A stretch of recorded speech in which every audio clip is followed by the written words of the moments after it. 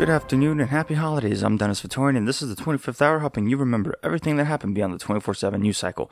Now, in this week's episode, we have a special guest, City and State's Deputy City Hall reporter Annie McDonough. Annie writes about tech and policy for City and State, and she also authors the City and State First Read Tech newsletter. She recently authored a series of articles looking at the last-minute legislation passed by the City Council in its last meeting of the year, and covered Councilwoman Adrienne Adams' declaration of victory in the Speaker race, which we covered today in our conversation. Now, here's the discussion. Annie McDonough, thank you so much for joining the 25th Hour News. I want to thank you so much for spending a little bit of your time with us this evening. Thanks for having me, Dennis. I think I'm going to just launch straight into talking with you about what the City Council is all about. Right now, the nation is focused on Joe Manchin. They're focused on Congress. They're focused on Biden. But right here in the city, we just recently had local elections that really changed the people in charge. So, let's say someone wakes up tomorrow and just wants to get themselves acquainted with the city council, how would you go about characterizing the council's function and place in our city? What do they do? Sure. Yeah, I'd say that anyone who wants to learn more about the city council should go ahead and do so. It's obviously doesn't get as much coverage as Congress, but decides a lot of what happens here in New York City. Essentially, the city council is to the mayor's office what the state legislature is to the governor, what Congress is to the president. It's the city's legislative body. So I think primarily introduces bills, writes laws, passes bills, negotiates the budget with the mayor, serves in many ways as sort of an oversight function for the mayor and city agencies. It's 51 members elected from across the city. It approves land use proposals. It sort of runs the gamut, really. But I think if you're hearing about the city council, if you're talking about the city council, more likely than not, you're talking about a bill they're advancing or legislation they've just passed, and sort of how they work in concert with and sometimes at odds with the mayor's office. And what about in terms of accessibility? I mean, nobody can just go to DC the next day and try to get a meeting with their congressperson. What about in terms of accessibility with the city council? Yeah, I mean, the city council, I believe every member has at least one office in their district and one in Lower Manhattan, where City Hall is. Obviously, a big part of city council's members' job is to represent their constituents, answer hyper-local issues, bring those issues to the larger body when it's called for. I will say that there is a very nice sort of spectator gallery in City Hall if you ever do want to go down there and watch city council hearings, meetings, bills being passed. Always a lot going on in City Hall Park. Protests, press conferences. There's a lot to see, but I think it is, I'd say it's a more accessible body than Congress for sure. But I think that might depend on your council member and who you're dealing with. And speaking of which, I mean, politics is also about personalities. There's a lot of attention being paid to the incoming class of new council members, people who are returning.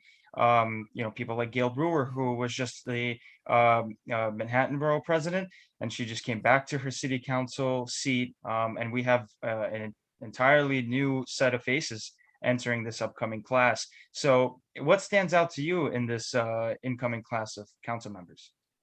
I mean, I think the fact that it is so many new members, it's, I believe, 35 new members, out of 51. That's a really large cohort of fresh faces, thanks to term limits. A lot of people are headed out at the end of this year. But among that 35, as you mentioned, Gail Brewer is one of several who has already served in the council. So they're technically new faces this year. They weren't serving this previous session. But Darlene Neely, Charles Barron, these people who've served in the council before, they know their way around city government, around City Hall. And you've also got people in the new class who have served, in pretty important roles in other parts of city government, even if not in the city council. You've got Julie Menon on the Upper East Side, who recently led the city's census effort. So you've definitely got a good amount of government experience in there. A lot of young faces too, a lot of new faces, people who, came to the council not necessarily through the traditional political circles, moving up the ranks in you know, as political staffers or anything like that. You've got people who are coming to this from different fields, from nursing, healthcare, former teachers. So new perspectives there for sure. You've also got a little over a dozen returning members. So I think some of the big names you'll hear out of that class include some of the people who just ran for city council speaker, Justin Brannan, Carlina Rivera, Keith Powers. Those are people who ultimately did not secure the votes needed for speaker, and they're not in the race anymore. But those are, you know, the stalwarts. They're going to be probably big names, the sort of ones who can stick around and show people the ropes. Diana Ayala, people who might have, you know, some higher profile committee assignments. So it's a very new group, I would say, but not without experience. And we'll talk more about the situation with the speaker race shortly, because we're going to get into the juicier bits of the city council in a second.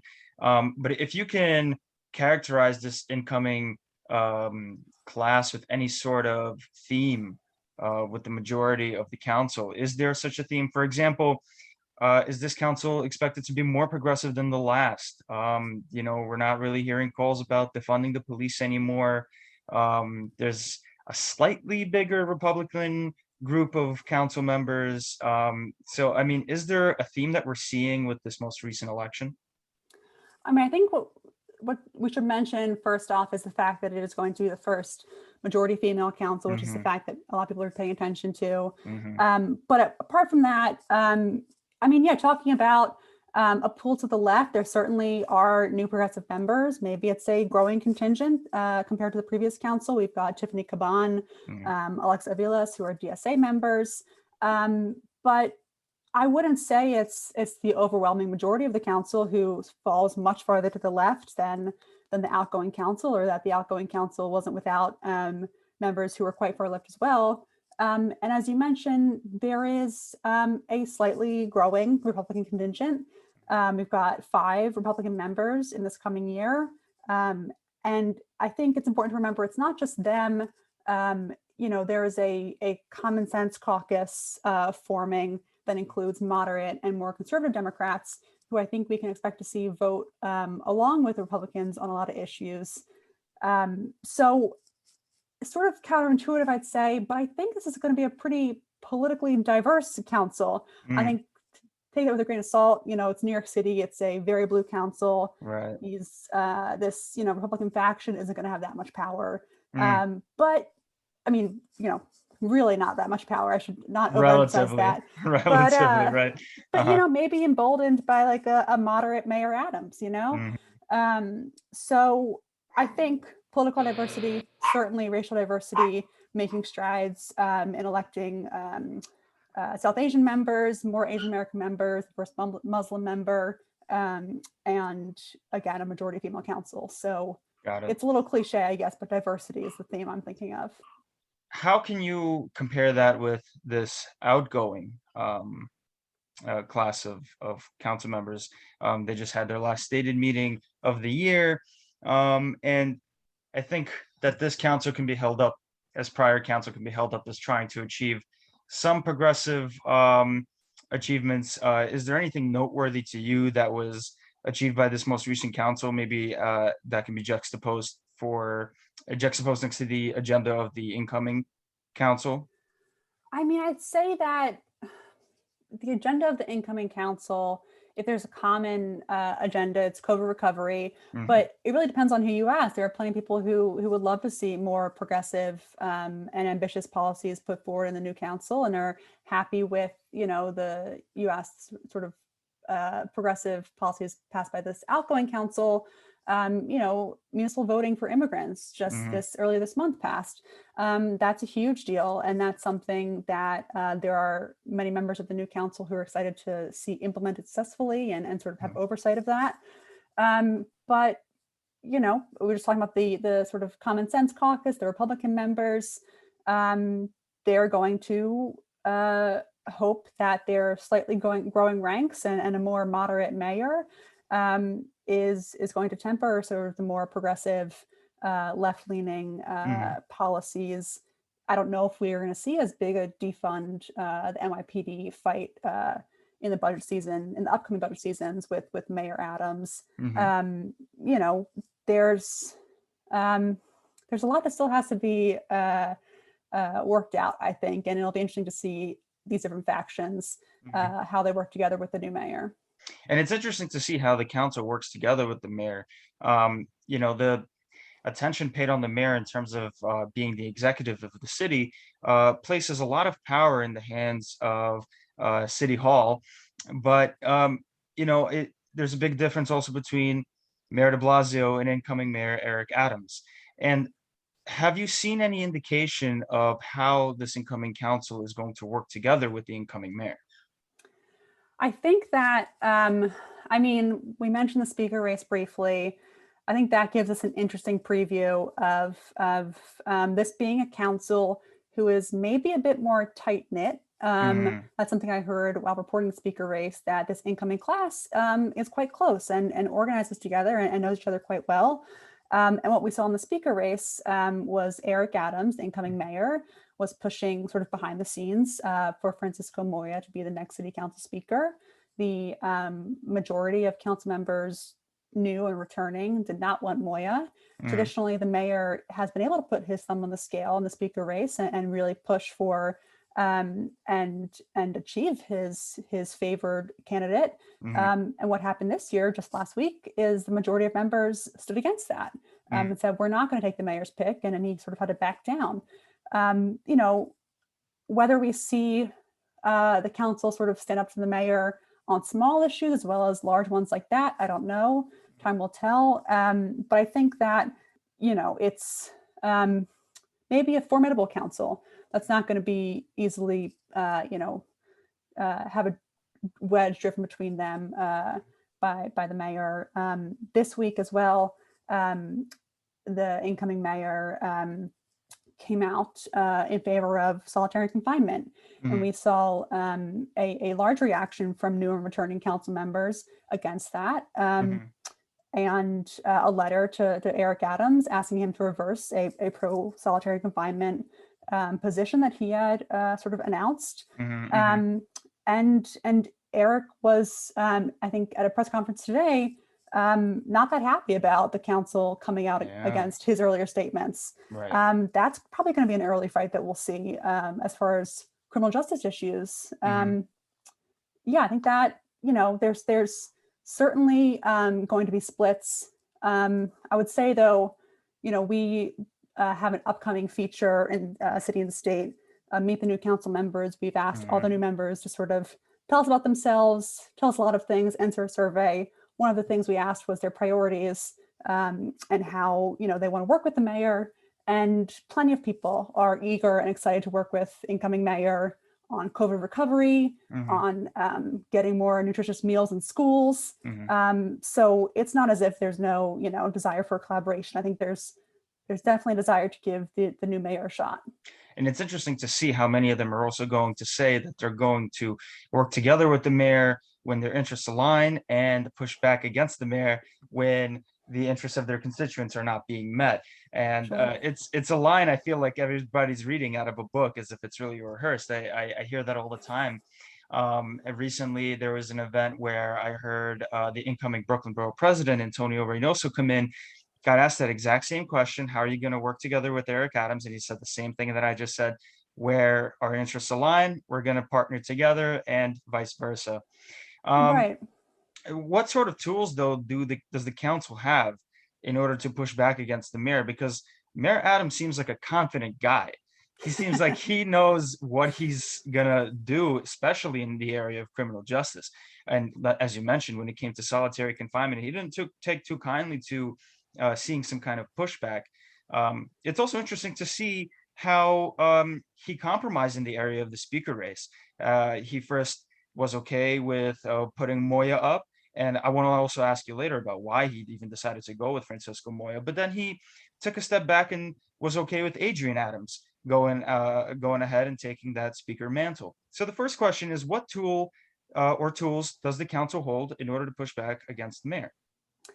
I mean, I think that it's designed to be, co-equal branches, right? So tools are sort of built in. Certainly the council has power in negotiating the budget, but I think that one of the things we saw recently was the power of a veto-proof majority. When you are in a heavily blue, vastly majority Democratic council, there are going to be some issues where you can create and collect a 2/3 majority of supporters on a piece of legislation, and the mayor will not be able to veto it. So one issue I think I mentioned earlier was municipal voting for immigrants. That is actually an issue that Eric Adams, as mayor-elect, supports and vocally supported. But the current mayor, Mayor Bill de Blasio, was not in favor of that. He pushed a bit against it, said it would create constitutional issues, and ultimately the bill had a veto-proof majority. It wasn't going to be possible for de Blasio to veto it, and he eventually said he wouldn't veto it anyway. But that's the kind of thing where the council, if you get a strong enough coalition behind any sort of proposal or action, they can override the mayor. And for our listeners who aren't aware, in Congress we have the House and Senate. In the state legislature we have the state Senate and the Assembly, and the council is a unicameral legislature, correct? There's only 51 members. There's no upper lower type of chamber. It's just the one body, right? That's correct. And so now let's touch upon the speaker's race. As I mentioned earlier, and this is opening up a can of worms. We could probably be speaking about this for another, I don't know, hours, right? But definitely, I think one of the most important questions to start, before we start touching upon Moya versus Adams, which she's not related to, incoming Mayor Eric Adams, what is the speaker, what is the speaker's function? What do they do in the city council? The speaker is the leader of the city council. They're elected by a vote, a simple majority vote of all 51 members. Each candidate can vote for themselves. Committee assignments, bills being brought to a vote, discretionary funding, budget season.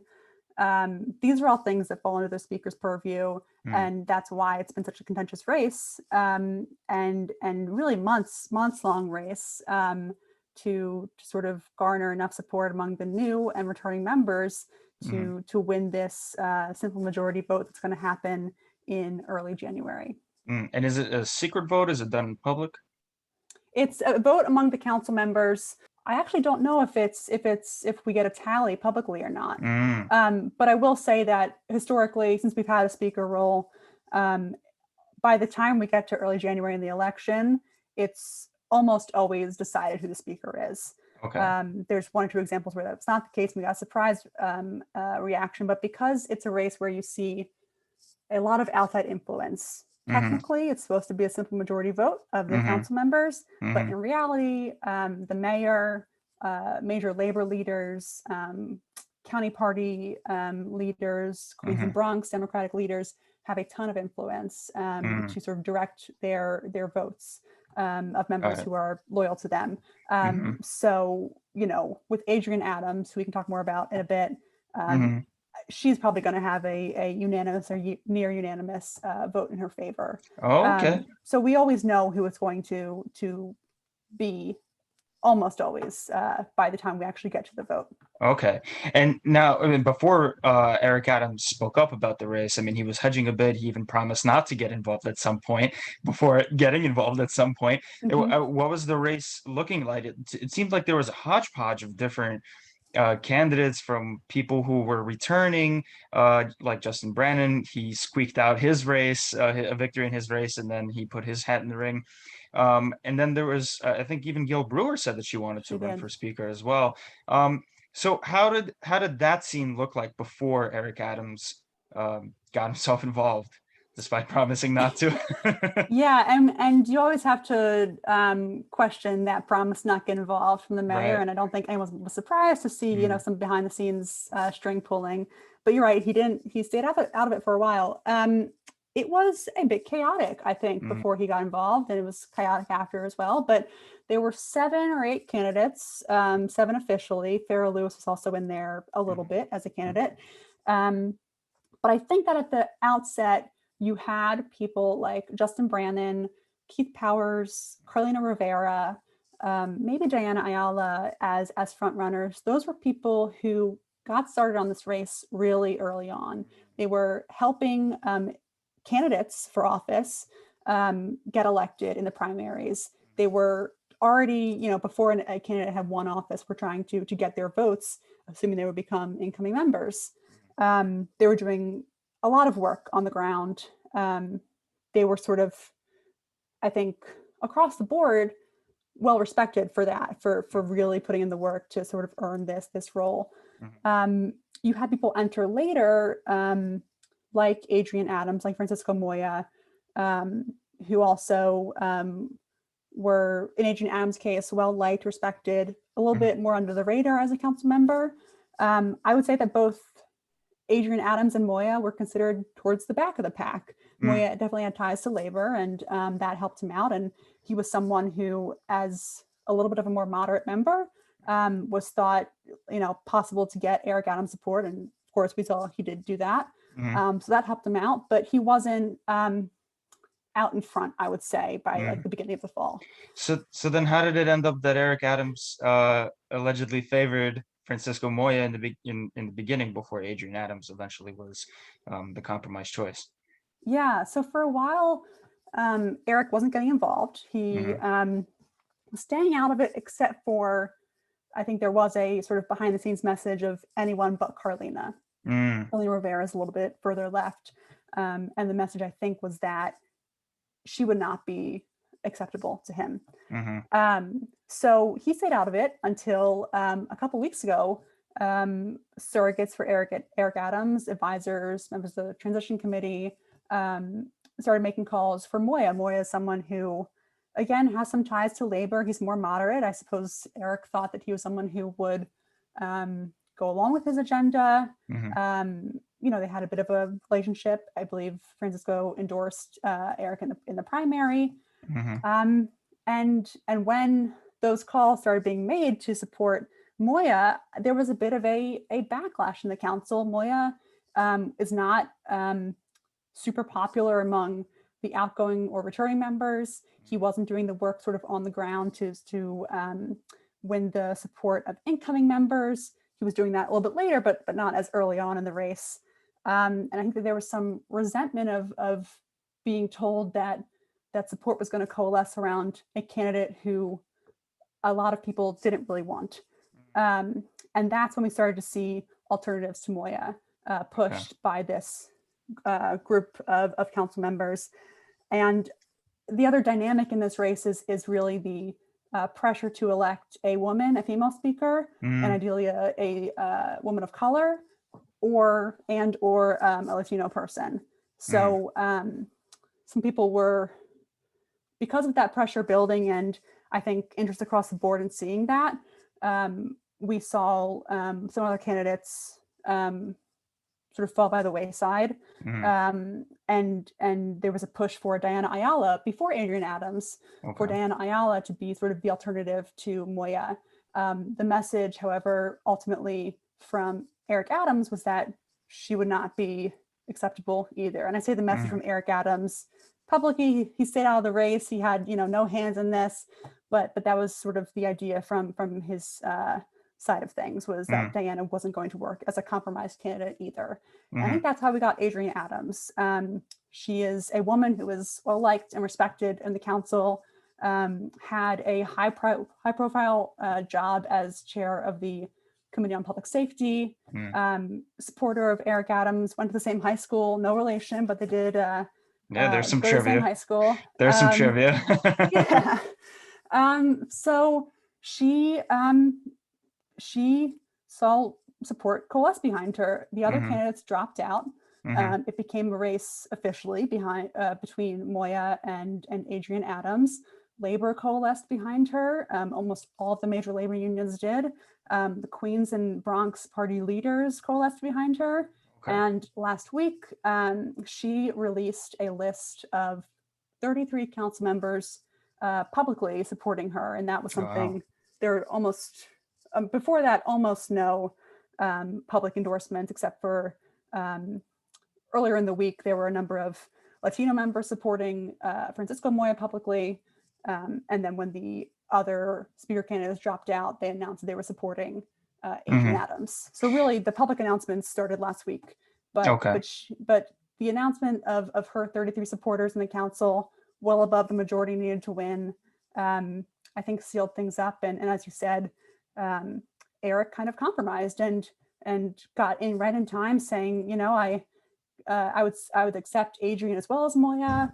Offered his congratulations, and by Friday afternoon, Moya had officially conceded the race. So there's one candidate for speaker now.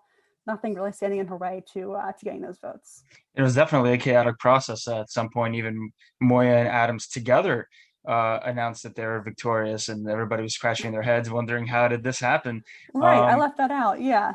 And so, I mean, that was definitely that was a weird moment. You know, and Council Member Moya, if you're listening to this, by all means, you know, you have an open invitation to the show to talk about that moment. So we are almost out of time with you, Annie, and you know, I think it's really important to also ask, what kind of speaker is Adrienne Adams going to be? And she represents a part of Brooklyn, right? Southeast Queens.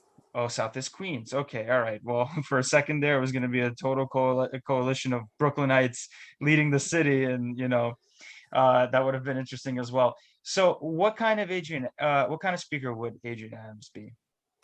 I think that's a great question. I think we're all trying to figure that out, to be Mm, totally honest.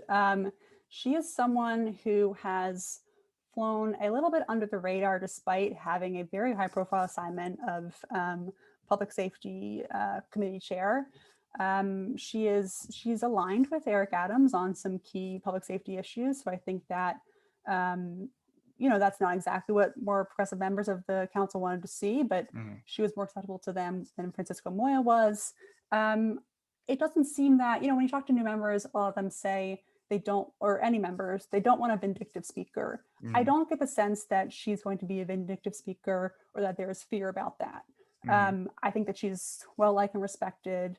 You know, I think that the question that speaker candidates are asked throughout the race is whether they're going to be a check on the mayoral administration or a partner, how they're going to mm, balance the sort of need to be both a check and a partner. mm, Everyone says they're going to strike the perfect balance and that's it. I mm, think that's what we're looking for is how she's going to strike that balance, whether she's going to go against the mayor on some key issues, maybe public safety. That seems less likely though. mm. And when she's going to sort of go along with the administration.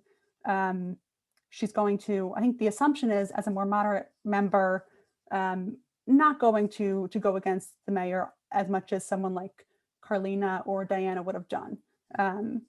But a lot of this is dependent on how all these new dynamics will shake out. I mean, a new mayor, a new city council speaker, and a largely new city council.